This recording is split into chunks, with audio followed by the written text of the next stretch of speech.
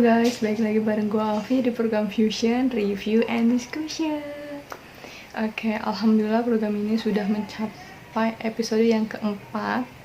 Dan kali ini gue akan membahas sebuah buku yang membahas sebuah topik yang membahas sebuah topik yang cukup terkenal, yang sudah banyak dibahas. Banyak public figure pula yang telah menjelaskan topik ini. Dan buku itu adalah How to Ikigai. Kalian udah pada tahu kan Ikigai itu apa? Mungkin sebagian udah pada tahu dan sebagian pula juga ada yang belum tahu.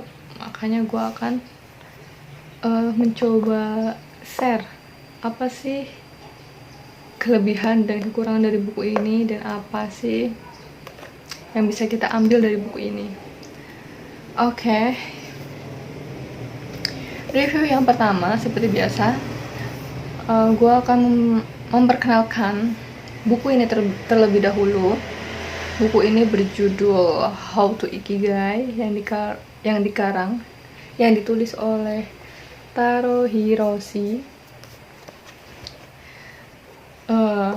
Beliau berkebangsaan Indonesia. Dan buku ini juga menggunakan bahasa Indonesia di dalamnya. Meningkatkan kekebalan tubuh. Bergenre non-fiksi, sudah pasti. Penerbit dari Araska. Tanggal terbit sekitar Maret 2020. Memiliki jumlah halaman 240. Dan ukuran buku sekitar 14 x 20,5 cm. How to Ikigai, Taro Hiroshi ya guys. Covernya putih. There's sakura flower in the cover.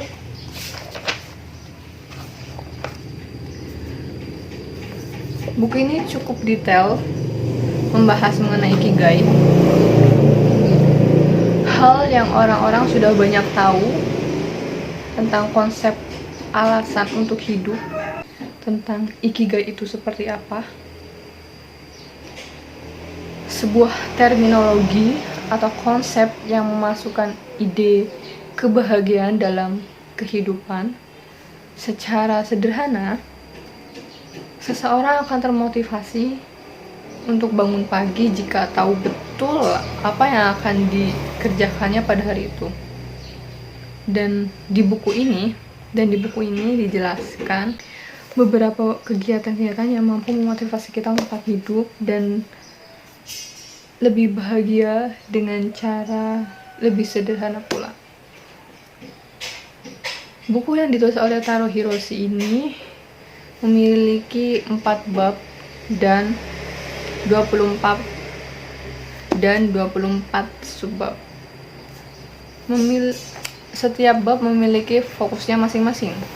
Untuk bab 1, buku ini mendeskripsikan detail mengenai makna dan konsep Ikigai itu seperti apa. Dan yang paling penting, penulis menjelaskannya dengan sederhana dan mudah dipahami dalam buku ini ya guys. How to Ikigai.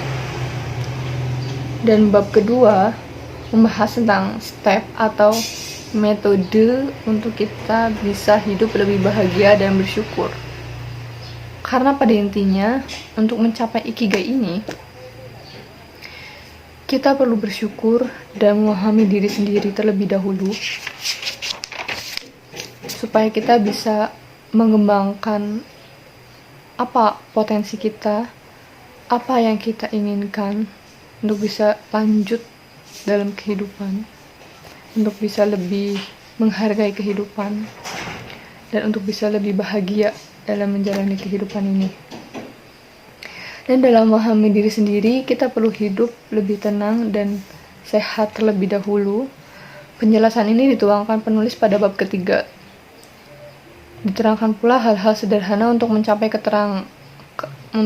ketenangan dan kesehatan itu. Ditambah lagi pada bab keempat, penulis membuat simpulan mengenai Ikigai dengan cara menjelaskan bagaimana kita harus bertindak di dalam kehidupan. Kita harus beraktivitas dalam kehidupan ini dengan menggunakan konsep Ikigai ini. Buku ini termasuk buku yang tidak berat tetapi cukup berbobot. Untuk kalian yang ingin memulai membiasakan reading, buku ini bisa jadi salah satu rekomendasinya. Selain memberikan insight untuk kita dalam memahami konsep Ikigai, buku ini bisa menjadi the first attack dalam membaca. Bisa menjadi candu untuk membaca lagi dan lagi. Karena selain memiliki isi yang berbobot dan mudah dipahami, cukup ringan juga untuk kita para pemula yang baru mau mulai membaca. Gitu sih. Dan untuk kelebihan secara spesifik dari buku ini, yang aku paling suka adalah pada bab ketiga. Penulis menjelaskan cara-cara khusus dalam menjalankan kehidupannya lebih bahagia seperti olahraga, makan makanan sehat, membiasakan jalan kaki, dan masih banyak lagi. Di buku ini dijelaskan beberapa kegiatan-kegiatan Di buku ini dijelaskan beberapa kegiatan-kegiatan yang bisa kita implementasikan dalam kehidupan kita. Dan kekurangan dalam buku ini menurut gue itu cuma sedikit. Mungkin yang lebih fisiknya lebih terlihat saat kita buka paketnya atau kita baru beli buku ini. Di buku ini tuh nggak ada pembatas buat baca ya guys, nggak ada. Mungkin kekurangannya itu yang pertama, karena pembatas itu menurut gua tuh sudah hal yang wajib harus ada di buku.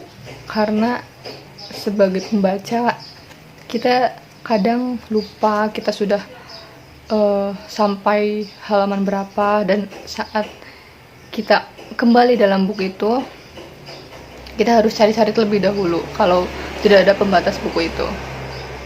Kalau kalian seperti apa? Kalau aku seperti itu guys. Kemudian mungkin kekurangan yang kedua itu dalam penulisannya masih ada tipe guys. Cuma beberapa aja. Cuma ini buat concern penulis selanjutnya. Tipe ini sangat mempengaruhi buku sih guys. Tipe mungkin untuk beberapa pembaca tidak mempengaruhi, tapi untuk beberapa penulis atau kritikus atau reviewer buku, mungkin ini sangat mempengaruhi. Jadi harus lebih detail lagi sih buat editor atau pihak penerbitnya untuk menerbitkan buku ini. Kemudian untuk daftar pustaka yang diambil dari internet tidak ditulis secara detail, seperti kapan waktunya diambil dan dalam judul artikel apa informasi itu diambil. Di buku ini hanya dijelaskan sumber internetnya saja, jadi kita untuk mencari referensi lebih detail itu harus mencari-cari terlebih dahulu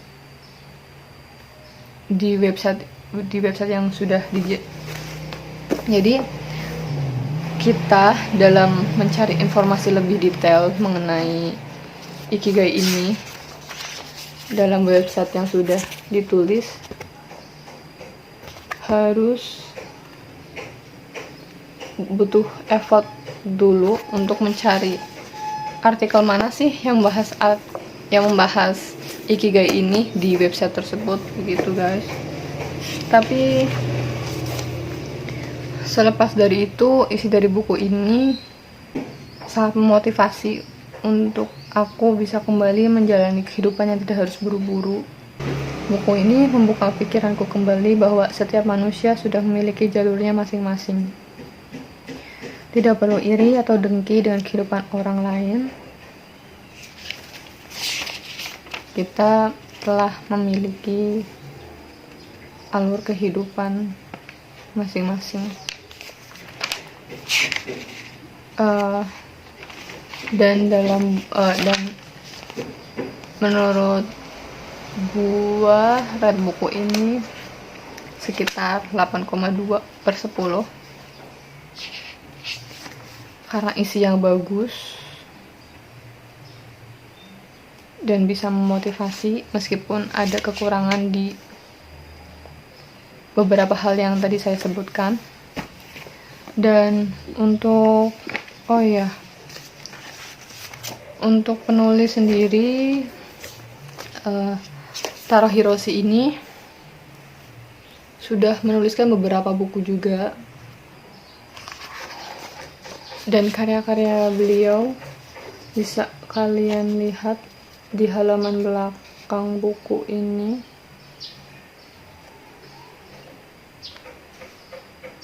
Ya, kurang jelas sih guys, tapi intinya karya-karya beliau itu cukup juga buat self improvement kita. Oke, cukup sekian video kali ini. Jangan lupa like, comment, share,